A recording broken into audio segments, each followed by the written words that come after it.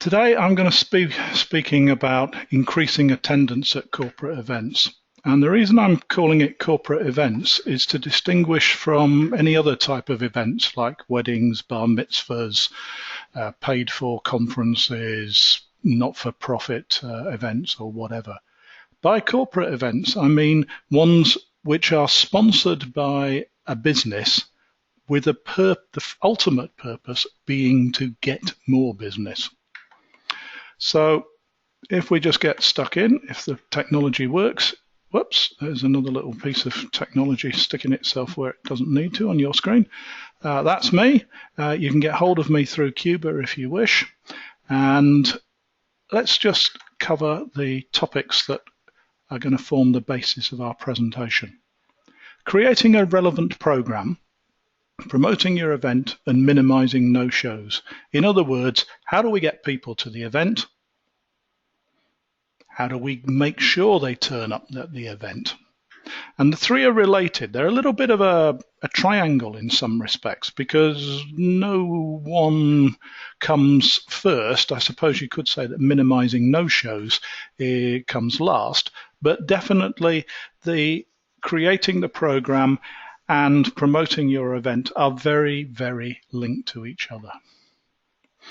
Indeed, successful event organizers, they dedicate huge amounts of time to researching key industry trends and finding influential and knowledgeable thought leaders. So they've got speakers who can come up with topics that are of interest to their audience.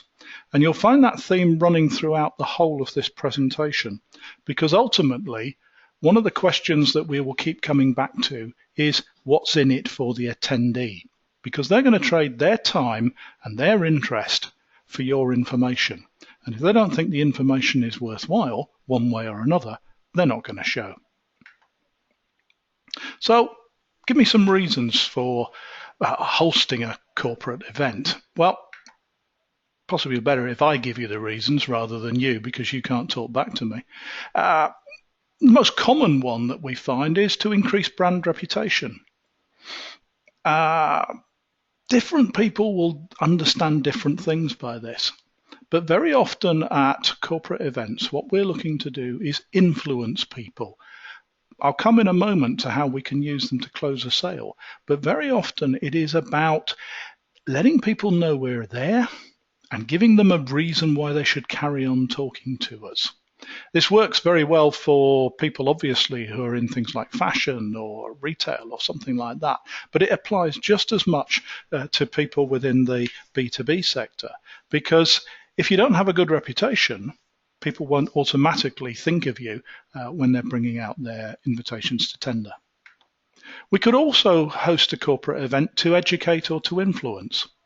Now, there's a number of reasons why you might educate people. The obvious one is because you've got a new facility or a new service, or you just want to show people how to use things so they can get better benefit from your system. But it could also be because you want to condition a market. If you were into cryptocurrencies or something like that, Bitcoin, you'd have had to do a lot of work to explain to people what it was about, because they wouldn't know what it was. So for those of you out there who've got a disruptive technology or service, maybe the educating and influencing is an important reason for holding a corporate event. The most common one, of course, is to get leads. Sales are demanding we must have leads because we must get some more business through the door this quarter. So marketing, remove the digit, get us some leads so we can close them. The only problem with that, of course, is that very often marketing generates the leads, gives them to sales, and sales are too busy to do anything with them, so nothing really happens with them. But if we've worked with sales and we've identified the sort of leads we want, the sort of people that we want, then we should be able to get a much better return on our investment in terms of marketing. And the last major reason that I always think of about running a corporate event is, in fact, to make a sale. Often people say to me, well, how do you use a corporate event to make a sale? Well, the most obvious way is to introduce your prospective customers to your existing customers, and then you've got the ultimate reference sale. There's nothing more impressive than the CEO of Megacorp meeting up with the CEO of even bigger megacorp and being told what a wonderful bunch of suppliers you are. So those are a few of the many reasons for holding a corporate event. Okay, so we wanted to find out literally how we get people. Well, the key to it really is knowing your audience. And there's no secret to this. Better targeting of delegates, as it says there, will get you the people you want and who want you. So how do we go about targeting delegates? Well, I'm going to go into that in a little bit of detail in a minute. We're going to talk about personas. We're going to talk about building lists. We're going to talk about the methods of how we actually contact people. But really, if we don't target the right people, all we're doing is playing numbers. All we're doing at that point is creating an exercise where we've proved how clever we are to get people to sign up. But if we're not offering them the right things that they want, they probably won't come to our event. And that's even worse if it's a free event, because it's so easy to walk away from a free event.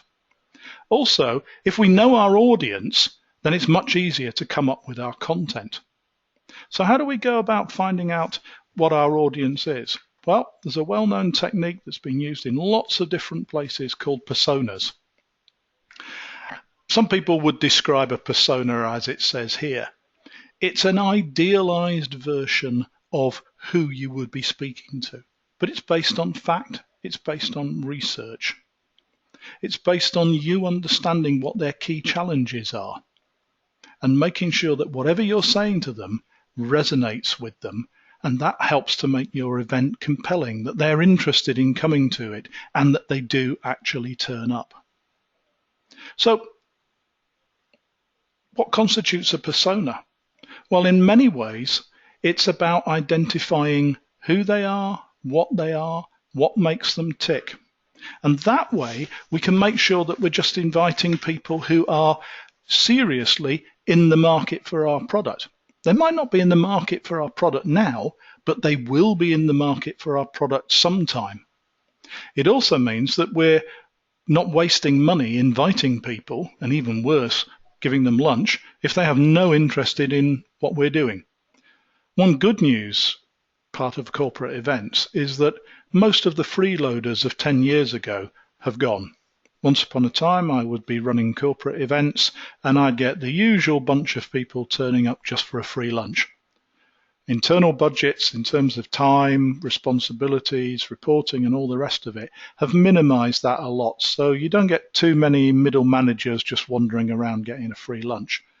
But that means we've got to work all the harder to make sure that the right people are coming. In fact, it's probably fair to say that if we haven't sorted out a proper marketing type persona, and by that, well, this is probably a complex example which you can't read on the screen now, where we've identified a type of persona that we want to speak to. In this instance, it was a marketing person. But when I said marketing persona before, I really meant if we haven't understood from our marketing department's point of view who we should be selling to, then we're going to end up doing bad targeting. And bad personas equals bad targeting equals no-shows. We just don't want resignations. Registrations, that's a far better word to use. Registrations for the sake of registrations. And it's so easy to do that.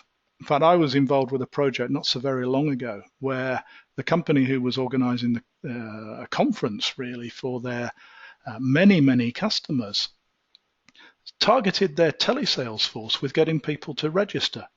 And the telesales force did incredibly well. They got well over 1,000 registrations for this conference, and only about 150, 200 people turned up. And when we sat down and analyzed it, we realized that we'd actually been focusing everybody's attention in the wrong place.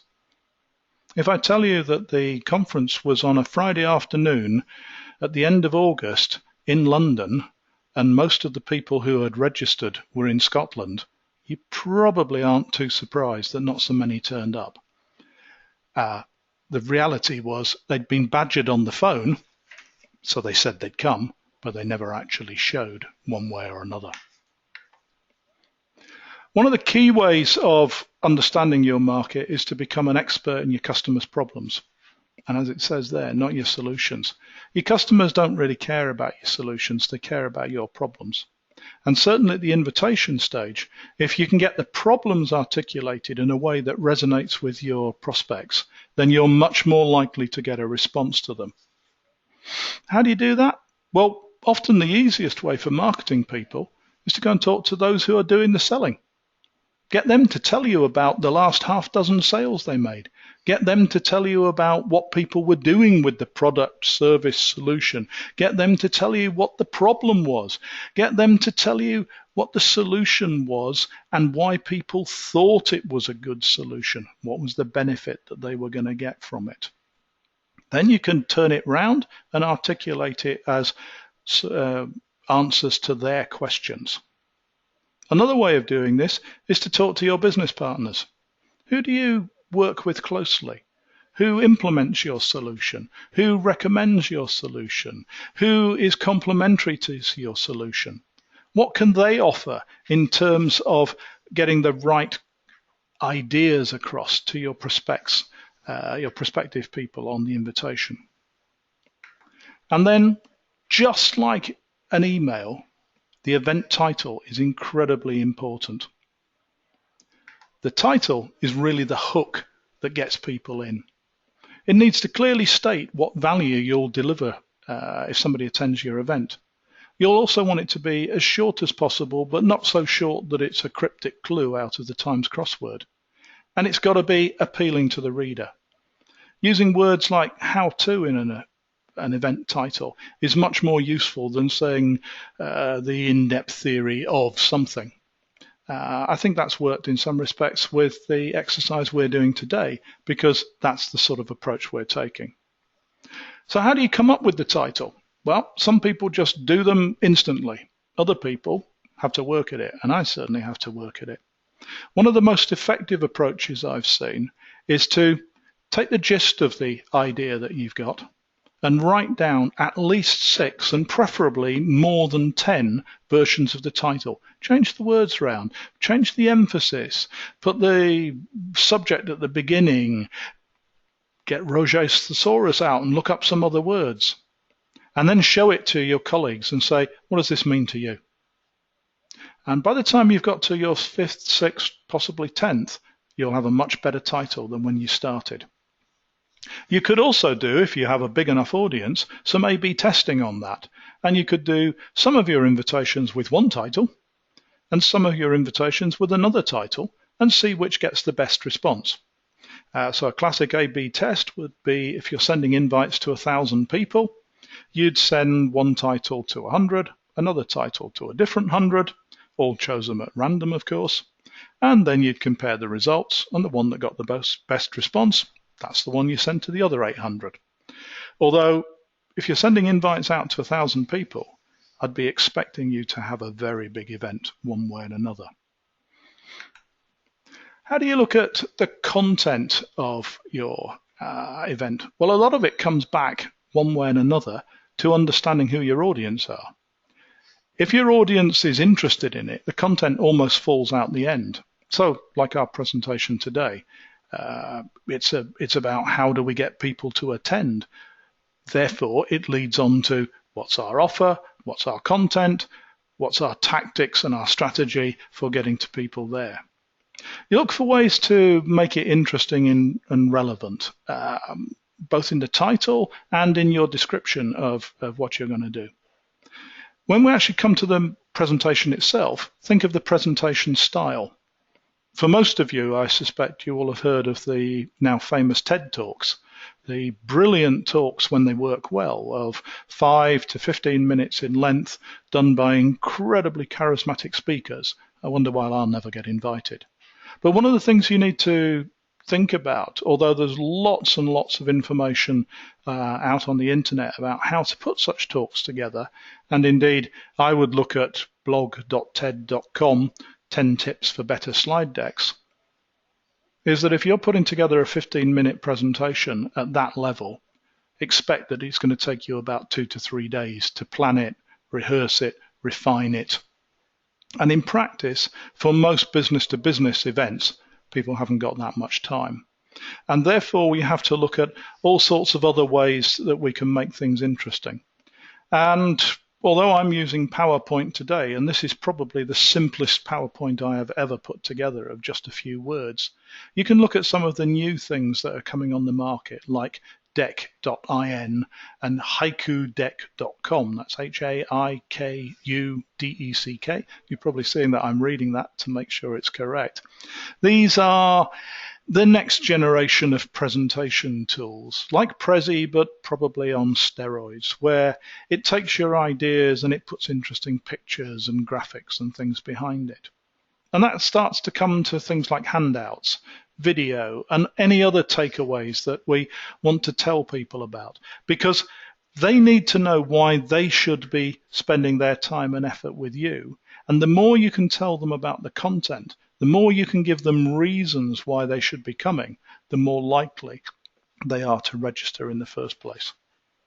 So let's now talk about promoting your events. This is the when and the how and some ideas to try. I'm going to break this into a few sections, such as how we build our list of people to invite, and then some of the tactics and strategies that we use to get them to come. There'll be quite a lot of detail in this section, and my colleagues are putting together an after presentation handout, which they'll email to you over the next 24, 48 hours or so, and that will have all the links in it to the various things I talk about, because I'm going to move quite quickly on this. So let's talk about list building for a moment. Well, it really comes into three categories as far as I'm concerned.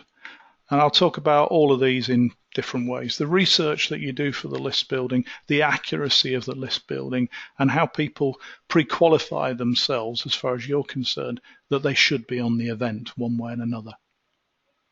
One of the most important things in my mind to bear in mind is that invitations to a business meeting, because that's what we're talking about, a meeting, even if it's a bit like this, which is a bit one-sided. I'm talking and you're listening, I hope.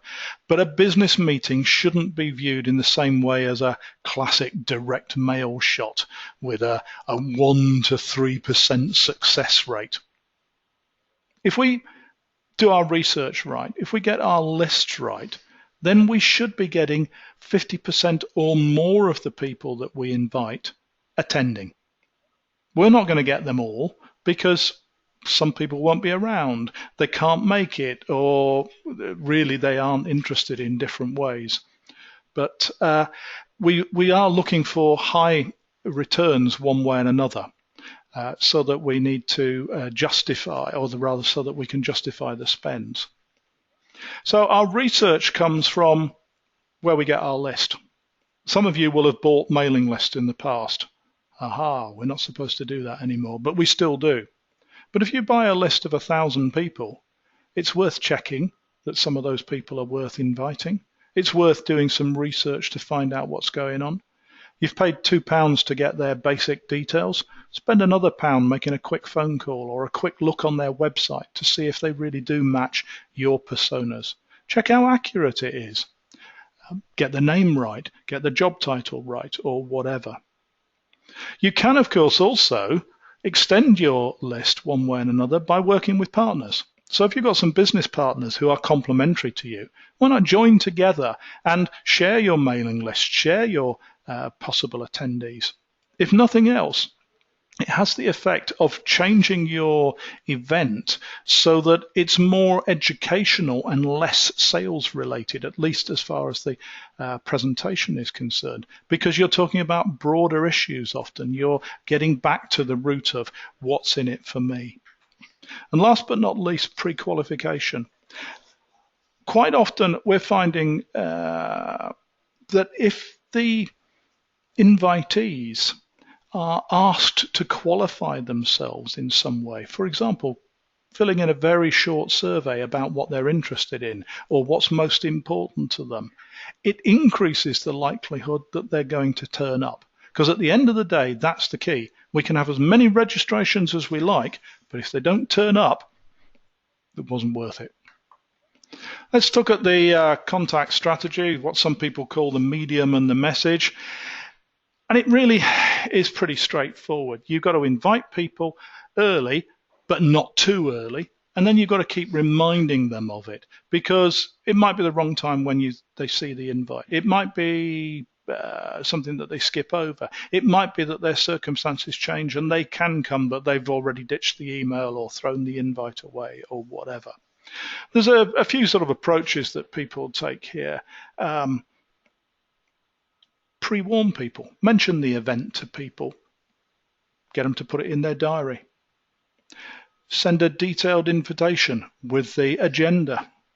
Forward the detailed invitation as a personalized note, either by email or by post or whatever, and then follow up and follow up and follow up.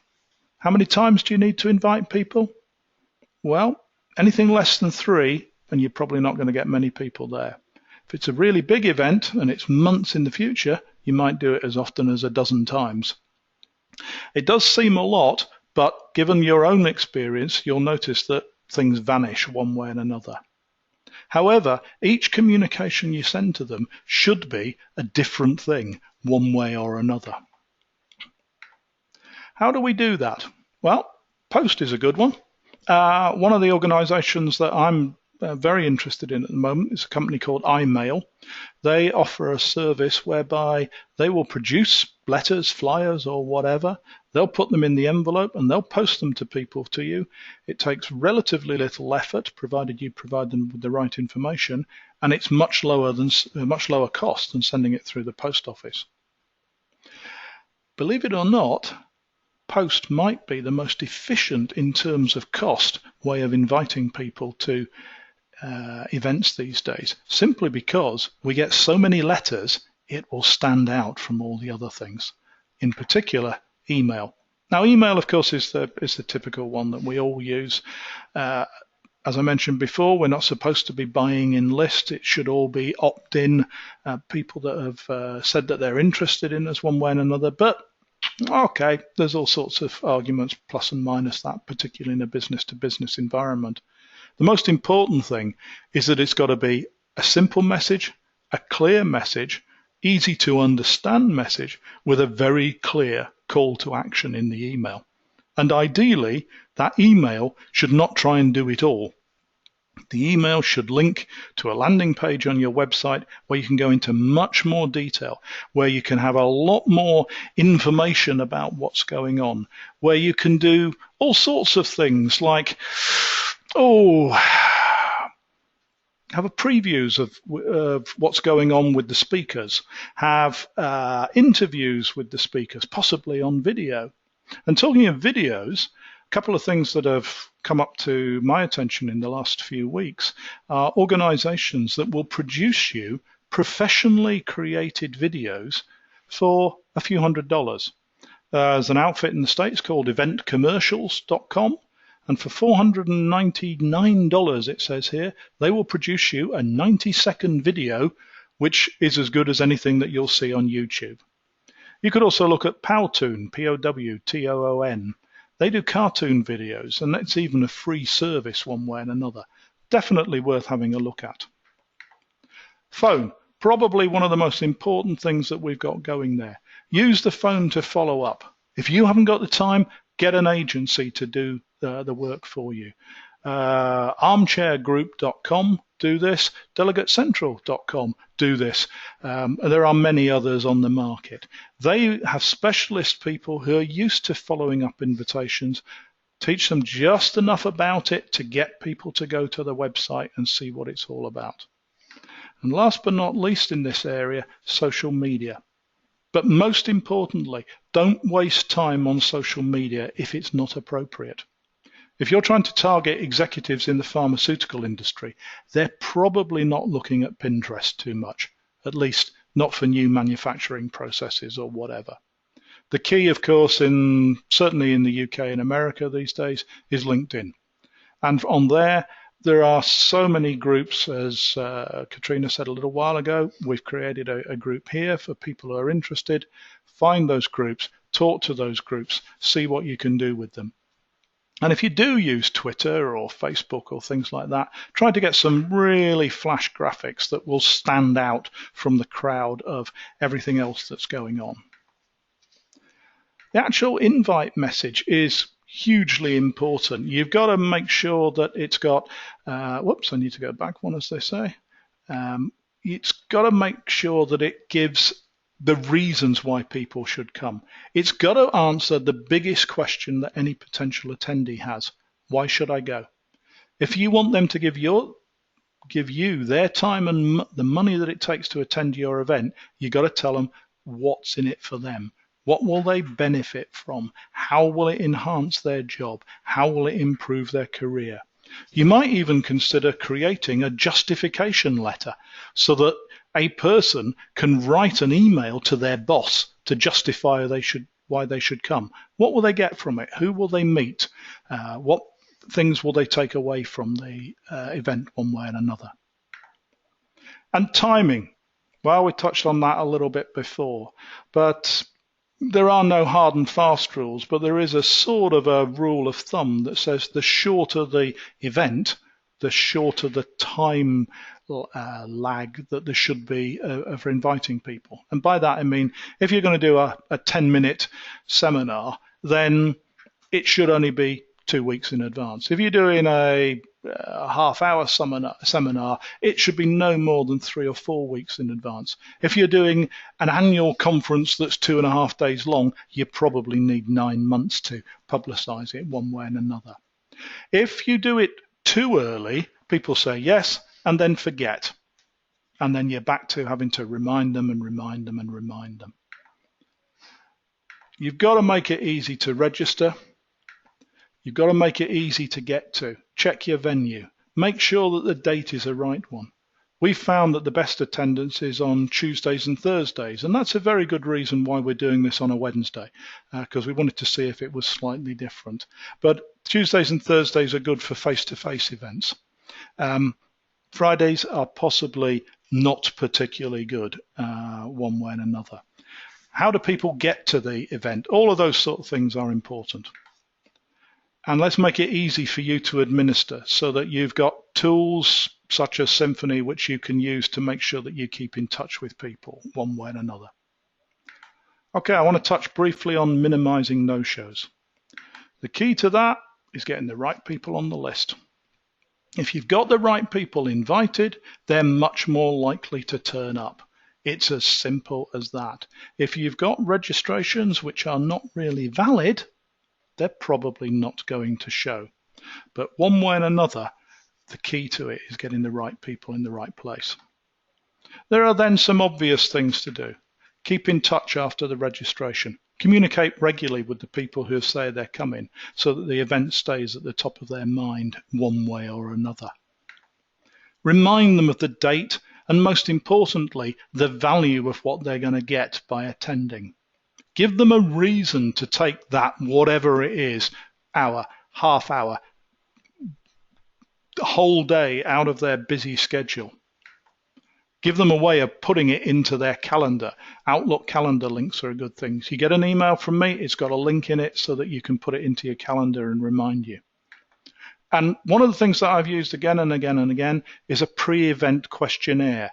In other words, involve people beforehand. Ask them the topics that they want to talk about. Let them ask you a question and promise that you'll answer it one way or another. And last but not least, call them before the day.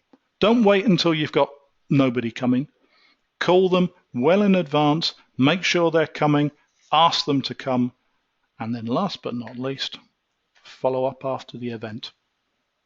And we're going to do that with you, because we're going to send you a link to the recording of this event one way and another. If you'd like to listen to it again, if you'd like to share it with one of your colleagues, we'd be delighted. We're also going to send you a separate email which will have all the links to the various resources that I've talked about and possibly one or two more. And finally, we'll send you another email which will be an invitation to the Corporate Event Managers UK LinkedIn group. I'm Gerard Lennox. It's been a pleasure talking to you. I hope that everything we've done is of some interest to you. If you want to contact me, my email address is up there on the, well, it should be on the screen, but it doesn't appear to be. There it is on the screen, glennox@cuba.co.uk. Thank you very, very much for listening to us. I'll take any questions if any come through to my assistant who is monitoring things. I'll give it a few seconds if you want to hurtle to your keyboards and fire any questions in. Otherwise, I'm going to say once again, thank you very much, and we'll speak to you again in the future. Bye-bye.